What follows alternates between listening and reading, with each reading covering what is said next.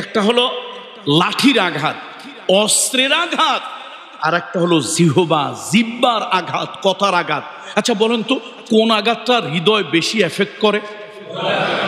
হ্যাঁ, জিহ্বার আঘাত বেশি এফেক্ট করে।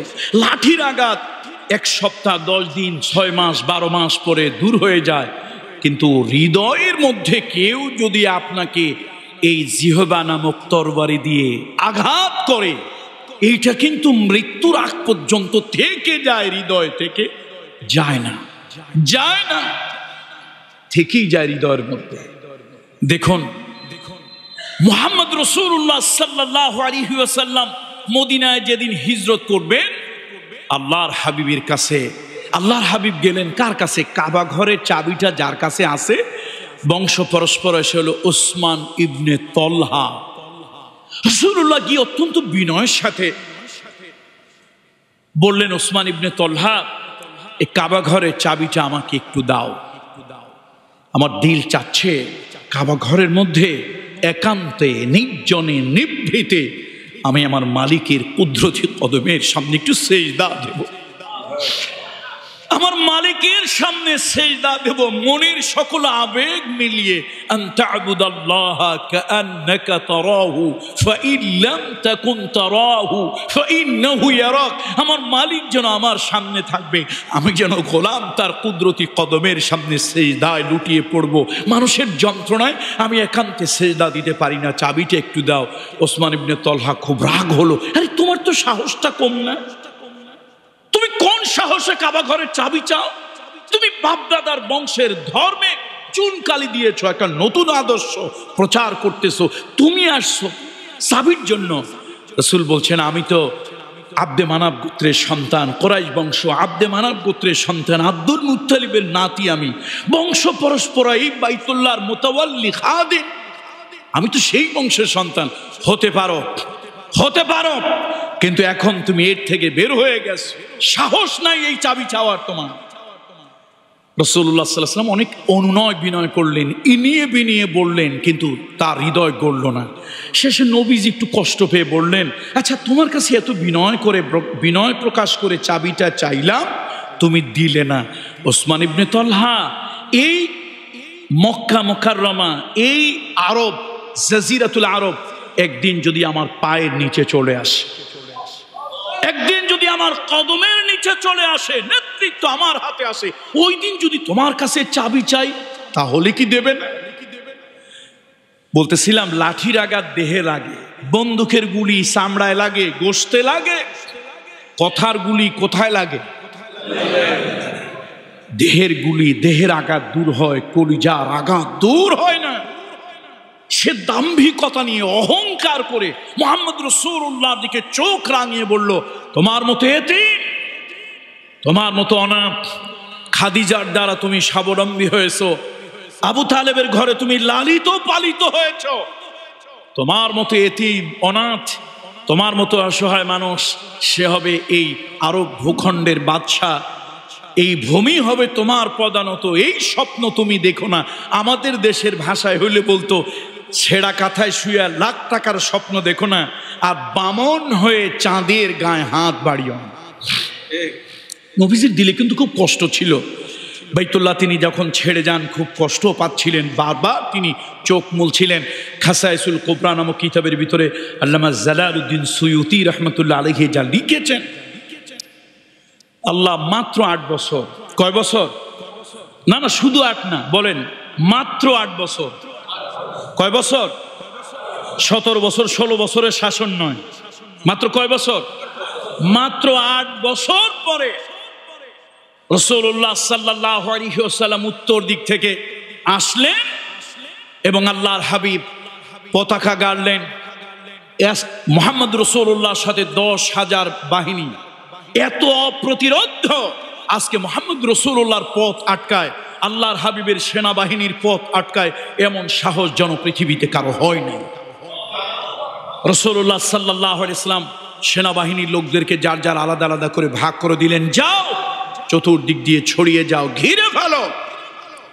তবে তিনি মানবতার বন্ধু, তিনি মানবতার শিক্ষক, নির্দেশনা প্রদান করলেন, খবরদার কোনো নারীর উপরে আক্রমণ করবে না, কোনো শিশুর উপরে আক্রমণ করবে না, শারীরিক কোনো প্রতিবন্ধীর উপরে আক্রমণ করবে না, যারা ফিজিক্যালি ডিসএবল এদের উপরে আক্রমণ করবে না।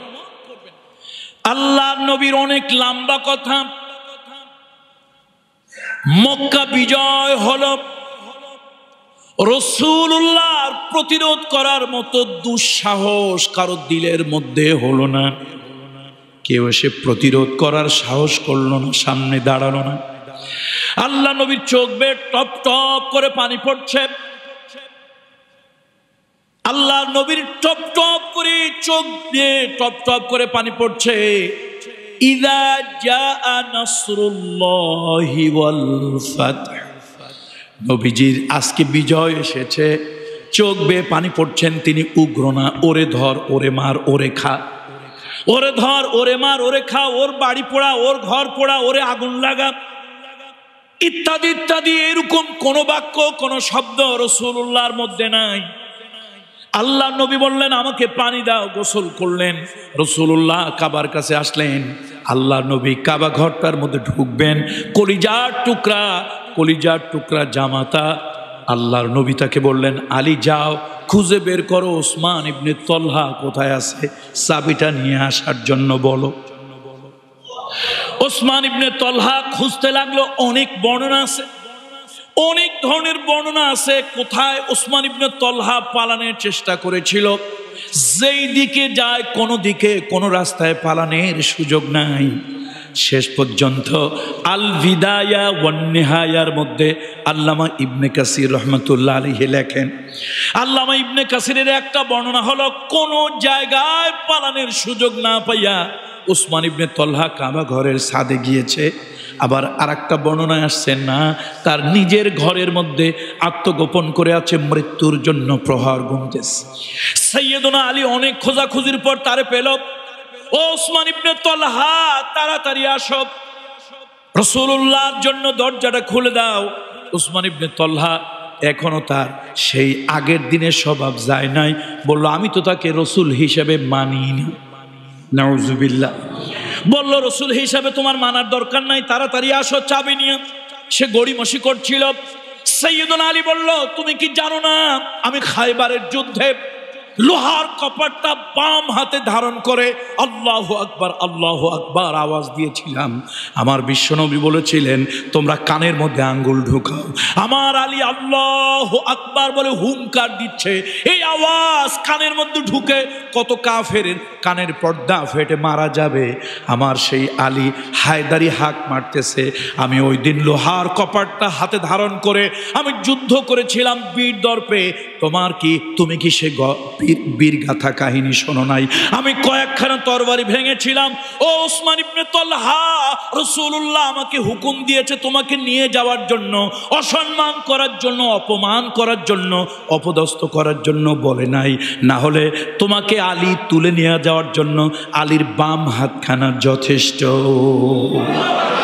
তোমার মতো মানুষ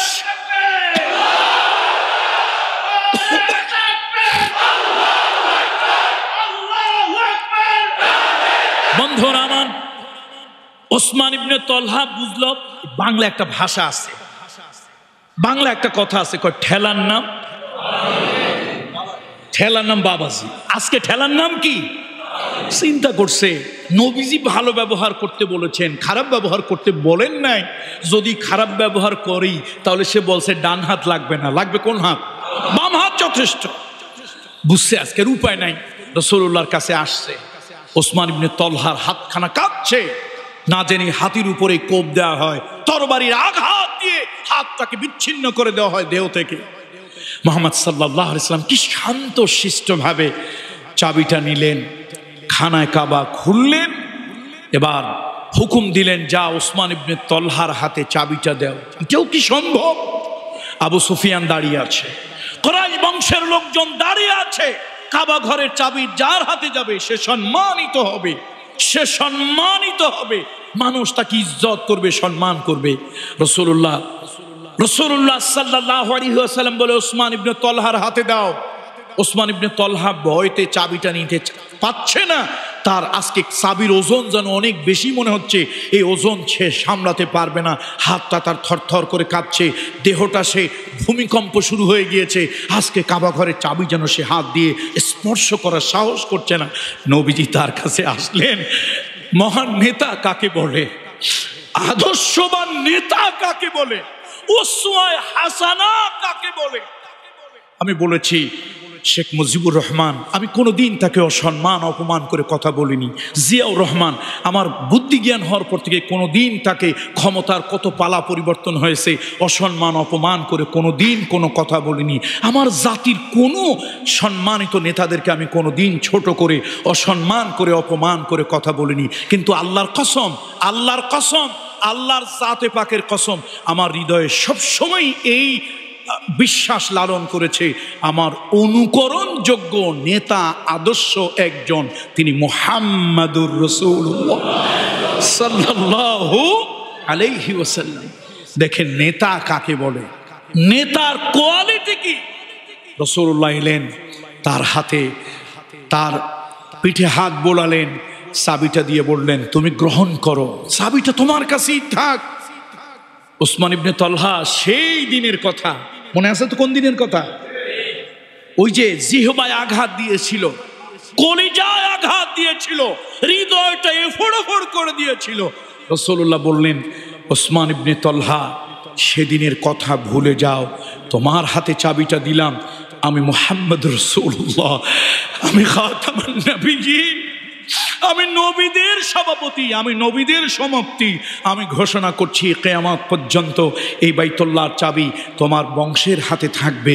কোন জালিম ডিক্টেটর স্বৈরাচারী বাদশা ছাড়া তোমার এবং তোমার বংশ থেকে চাবি কেউ কোনোদিন ছিনিয়ে নেবে না। আল্লাহু আকবার।